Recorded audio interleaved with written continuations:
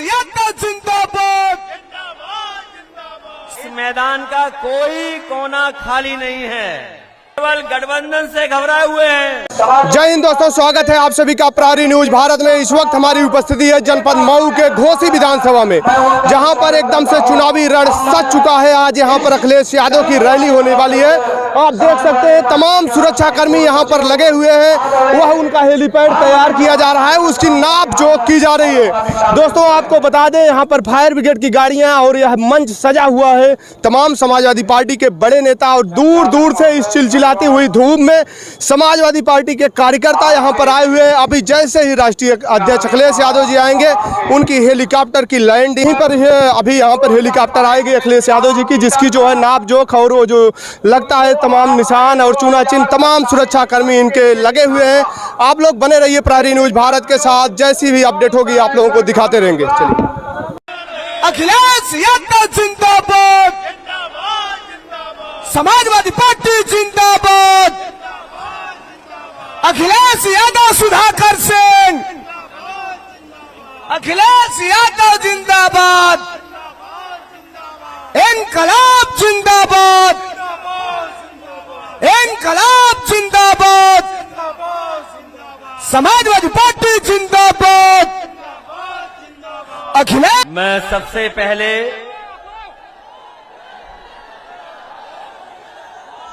घोसी विधानसभा के हमारे सभी मतदाताओं का बहुत बहुत धन्यवाद और आभार प्रकट करना चाहता हूं।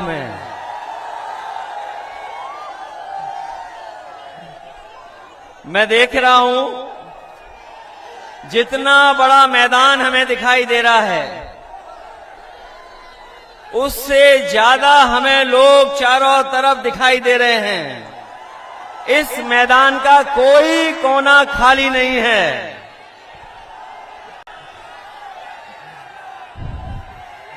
घोसी विधानसभा के मतदाताओं ने मन बना लिया है। जो पलायन करने वाले हैं, जिन्होंने पलायन किया है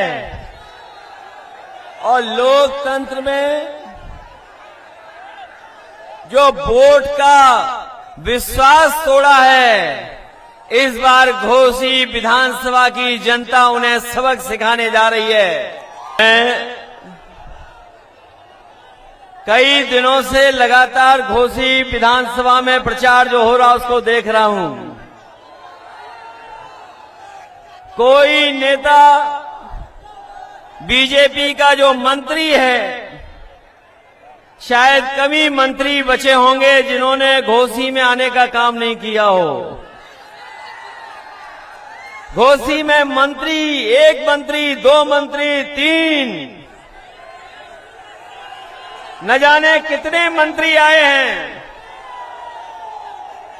और यहां पर जितने लोग खड़े हैं वो जानते होंगे कि एक मंत्री एक किसान के हाथ को पकड़ करके खेतों में घूम रहे थे। मंत्री जी से ने पूछा कि यहां पर कौन जीतने वाला है? पहले तो ज्यादा वोटों से इस बार जिताओगे, पहले हजारों से जीते थे, इस बार उससे ज्यादा जीतेंगे। जो मंत्री किसान का हाथ पकड़े जा रहे थे, उन्हें लगा कि किसान उनके धोखे में आ जाएगा, उनके जुमलों में फंस जाएगा। लेकिन मैं बधाई देना चाहता हूं उस पत्रकार को, मंत्री जी के जाने के बाद, जिन्होंने हाथ पकड़ करके अपने खेतों में घुमाया था। जब पत्रकार साथी ने पूछा कि कौन जीतेगा यहां से, वो गरीब किसान गांव में रहने वाला हमारा, उसने कहा कि सुधाकर यहां से हजारों वोटों से जीत करके जाने वाले हैं। ये मंत्री अपनी उपलब्धि नहीं बता रहे। अगर आपको मुकाबला भी करना पड़े तो अपने वोट के अधिकार के लिए मुकाबला करना, क्योंकि घोसी विधानसभा का संदेश केवल उत्तर प्रदेश के लिए नहीं है। घोसी विधानसभा के एक एक वोट का संदेश देश में जाने वाला है, क्योंकि देश में कहीं और चुनाव ऐसा नहीं होने जा रहा है। कम से कम ये संदेश घोसी की जनता दे, जहां पर समाजवादी पार्टी के प्रत्याशी के लिए जाति धर्म से लेकर के सब सीमाएं टूट गईं। अगर जाति धर्म की सीमाएं टूटी हैं तो दलों के भी सब बंधन टूट गए। जो दल कभी हमलों के खिलाफ थे, आज सब दल समर्थन कर रहे हैं समाजवादी पार्टी का। हम उन दलों को बधाई देते हैं कि जो समाजवादी पार्टी के साथ खड़े होकर के समाजवादियों का साथ दे रहे हैं। कि ये महत्वपूर्ण लड़ाई है, कोई छोटी बड़ी लड़ाई नहीं है। ये बड़ा फैसला होगा आपका, और ये ऐसा फैसला है जो देश की राजनीति में भी बदलाव लाएगा। जब से समाजवादी और देश के दल एक हो गए, जब से इंडिया गठबंधन बना है, लोग घबराए हुए हैं कि इंडिया गठबंधन कैसे बन गया। न केवल गठबंधन से घबराए हुए हैं, बल्कि जो सवाल उठाए जा रहे हैं कि जब तक जाति जनगणना नहीं होगी, तब तक हम सबका साथ, सबका विकास नहीं कर पाएंगे। जो सपना देखा था बाबा साहब भीमराव अम्बेडकर जी ने, जो सपना देखा डॉक्टर राम मनोहर लोहिया जी ने, और जो संघर्ष का रास्ता दिखाया नेताजी ने, उसी रास्ते पे चल करके हम लोग उत्तर प्रदेश और देश में बदलाव लाना चाहते हैं। ये जो नौजवान दिखाई दे रहे हैं बड़ी संख्या में, इनके भविष्य के साथ बीजेपी खिलवाड़ कर रही है। और न केवल इन नौजवानों के भविष्य के साथ खिलवाड़ कर रही है, बल्कि आने वाली पीढ़ी के साथ भी खिलवाड़ कर रही है। क्योंकि अगर इनका भविष्य नहीं बना तो बताओ आने वाली पीढ़ी का भविष्य क्या होगा। न इनके हाथ में नौकरी है, न रोजगार है, और क्या सपना दिखा रहे हैं कि अग्निवीर से फौज मजबूत हो जाएगी। हम नौजवान साथियों से कहना चाहते हैं कि आप घोसी की विधानसभा जिताओ, 24 का चुनाव जिताओ। जो फौज की भर्ती होती थी पहले तरह से, पक्की नौकरी, पक्की वर्दी, ये आधी अधूरी नौकरी, 4 साल की वर्दी से कोई देश की सेवा नहीं होगी। हमारा नौजवान पूरी जीवन भर वर्दी पहन करके पक्की नौकरी कर करके सीमा की रक्षा करना चाहता है। बताओ आधी अधूरी नौकरी से कोई सेवा होगी? इसलिए नौजवानों, जहां किसानों का भविष्य अंधेरे में डाल दिया इन्होंने, नौजवानों का भविष्य अंधेरे में, इनसे ज्यादा झूठ बोलने वाली कोई पार्टी नहीं है। जो लोग लाल किले से झूठ बोलते हों, लखनऊ से झूठ बोलते हों, बताओ उन पर भरोसा करोगे आप? ये लोग भाईचारा नहीं चाहते, ये लोग भाईचारा नहीं चाहते। ये लोग चाहते हैं कि समाज में दरार बनी रहे, दरार। समाज में हिंदू मुस्लिम की दरार बन जाए, सिख ईसाई की दरार बन जाए। और जब कामयाब नहीं होते तो जातियों के बीच में दरार डालते हैं, जातियों के बीच में। ये जातियों को तोड़ करके दरार डालते हैं। हमारे मुख्यमंत्री जी का आपने वो गणित तो सुना ही होगा विधानसभा का, क्या 46 में 56। ये लोग वो हैं जो जातियों में दरार डालते हैं, धर्म के बीच में दरार डालते हैं। इसलिए आपको इनसे सावधान रहना पड़ेगा। वहीं जो सुविधाएं बुनकर भाइयों को मिलती थीं, जो बुनकर भाइयों को सुविधा मिलती थी, वो सुविधाएं छीन ली गई हैं। चाहे वो बिजली की सुविधा हो, चाहे पिछली सरकार में जगह जगह पर हम लोगों ने बुनकर बाजार बनाने का काम किया था, जिससे बुनकर भाइयों का जहां बिजली से मदद मिले, वहीं उनको एक स्थान मिल जाए, बाजार मिल जाए, जहां पर अपनी बनाई हुई चीजों को अच्छी कीमत पा सकें।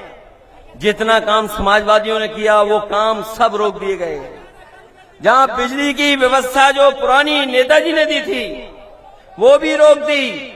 जो बुनकर बाजार बन रहे थे बुनकर भाइयों को सुविधा के लिए, वो बुनकर बाजार भी इन्होंने बंद कर दिए। इसलिए जो सुविधाएं मिलनी चाहिए, क्योंकि बिना सुविधा दिए हुए, बिना सरकारी मदद के अगर बड़े बड़े उद्योगपतियों को ये सुविधाएं देते हैं, हजारों करोड़ का पैसा छोड़ देते हैं, तो बताइए हमारे बुनकर भाइयों के लिए वो इंतजाम क्यों नहीं है। हम अपने बुनकर भाइयों से कह करके जा रहे हैं कि 22 में अगर सरकार बन गई होती तो जहां हम लोग किसान को सुविधा देने जा रहे थे, नौजवान को नौकरी रोजगार देने जा रहे थे, वहीं बुनकर भाइयों के लिए भी विशेष सुविधाएं देने जा रहे थे। आने वाले समय में जब भी समाजवादियों को मौका मिलेगा, हम अपने बुनकर भाइयों के लिए विशेष सुविधा देने का काम करेंगे, जिससे उनके घर परिवार में भी खुशहाली आ सके। ये मैं देख रहा हूं ओल्ड पेंशन स्कीम वाले लोग आए हैं। ये भी समाजवादियों का मुद्दा था। समाजवादियों की मदद करें, जितनी आप जल्दी मदद करेंगे ओपीएस उतने ही जल्दी लागू हो जाएगी। ये हमारे 69,000 वाले जो लोग 69,000 शिक्षक भर्ती को समझते होंगे, वो जानते होंगे कि इतना बड़ा घोटाला नौकरी रोजगार और बाबा साहब के भीमराव अम्बेडकर जी के दिए हुए संविधान के तहत जो हमें अधिकार है उनसे खिलवाड़ हो रही है। लगातार इनके साथ भेदभाव हो रहा है। केवल 69,000 में भेदभाव नहीं है, जितनी भी सरकारी संस्थाएं हैं उन सब पर भेदभाव करने का काम कोई कर रहा है तो वो भारतीय जनता पार्टी के लोग कर रहे हैं। जो लोग कहते हैं कि हम लोगों ने भेदभाव किया है, वो बताएं जो संस्थाओं में बैठे लोग हैं, जो संस्थाएं आज बीजेपी के समय पर उनके पास पहुंच गई हैं, उन संस्थाओं में किन लोगों को बैठाया है, किनको बैठाया है उन संस्थाओं में? कोई वर्ग वो नहीं बचा जो आपके साथ खड़ा ना हो गया हो। इसलिए सुधाकर सिंह ही सुधार सकते हैं इस विधानसभा को। यही सुधार लाएंगे, यही सुध लेंगे आपकी। बताओ आपकी सुध लेने वाला कौन है? और यही तो है, जहां चाहे वो मिल जाएंगे, आपके बीच के हैं। इसलिए जिताइए इन्हें। आप जिताओगे इन्हें, ये मान लें कि अपना बूथ और अपने गांव में सबसे ज्यादा वोट इनके पक्ष में आप पड़वाएंगे। मैं धन्यवाद देना चाहता हूं अपने जोन प्रभारी, सेक्टर प्रभारी, सह प्रभारी, पर्यवेक्षक जो लगातार लोगों को समझा रहे हैं, लोगों को जोड़ रहे हैं। मैं अपने तमाम संगठन के लोगों को कहूंगा कि आज के बाद केवल अपने आसपास ठीक रखें और वोट डालने का इंतजाम करें। वहीं जहां मैं इन पदाधिकारियों का धन्यवाद देता हूं, वहीं हमारी 5 तारीख को घोसी विधानसभा का परिणाम समाजवादी पार्टी के पक्ष में होगा। आपको केवल अपना वोट डालना है, आसपास के लोगों को समझा करके मदद मांगनी है। जहां और दल के लोग हैं, जो हमारे कांग्रेस पार्टी के हैं, कम्युनिस्ट दल के लोग हैं, जहां पर महेंद्र राजभर जी हैं और उनके तमाम सहयोगी साथी जो आए हैं, मैं उनका भी धन्यवाद देता हूं। कि जहां ये चुनाव लड़ना चाहते थे इनका दल, लेकिन इनके दल के प्रत्याशी को चुनाव लड़ने नहीं दिया, उनका पर्चा भी नहीं भरने दिया। ये बीजेपी का नया तरीका है, ये लोकतंत्र में नया तरीका बीजेपी ने अपनाया है, जहां पर लोगों को चुनाव मत लड़ने दो। याद रखना, अभी तो ये इन्हें रोक रहे हैं, अगर ये 24 में सरकार बना ले गए तो हो सकता है हम और आप भी भविष्य में कभी वोट न डाल पाएं। इसलिए घोसी विधानसभा से ही मन बनाइए कि जो लोग हमें आपको लोकतंत्र में धोखा देके गए हैं, जो आपके भरोसे का विश्वास के और जो आपने भरोसे के साथ वोट डाल करके जिता करके भेजा था, वो अपने स्वार्थ में गए हैं, जनता के स्वार्थ में नहीं गए हैं। और अगर आपके स्वार्थ में गए होते तो 17 साल, 10 साल और लगभग 7 साल यूपी सरकार ने बताओ क्या विकास किया है। अगर कोई जनता को सुविधाएं दी हो इन्होंने तो बताइए आप। इसलिए जहां ये लोग केवल धोखा दे करके वोट ले रहे हैं और जो लोग थोड़ा बहुत सुविधाएं दे रहे हैं, लेकिन अगर आप महंगाई की तुलना करोगे तो महंगाई इतनी बढ़ा दी है कि हमारा किसान और गरीब कभी खुशहाल नहीं हो सकता। इसलिए इन्हीं शब्दों के साथ मैं जनवादी पार्टी के संजय चौहान जी का भी धन्यवाद देता हूं कि उनका भी सहयोग और समर्थन मिला है। तमाम और साथी जिनका मैं नाम नहीं ले पा रहा हूं, मैं उनको भी धन्यवाद देता हूं कि इस लड़ाई में हमारे साथ आए हैं। इन्हीं शब्दों के साथ आप सबका बहुत बहुत धन्यवाद और मैं आभार प्रकट करता हूं, इस उम्मीद के साथ कि 5 तारीख को आप लोग एक एक वोट डाल करके सुधाकर सिंह जी को जिता करके उन्हें विधानसभा में पहुंचा देंगे। बहुत बहुत बधाई आपको।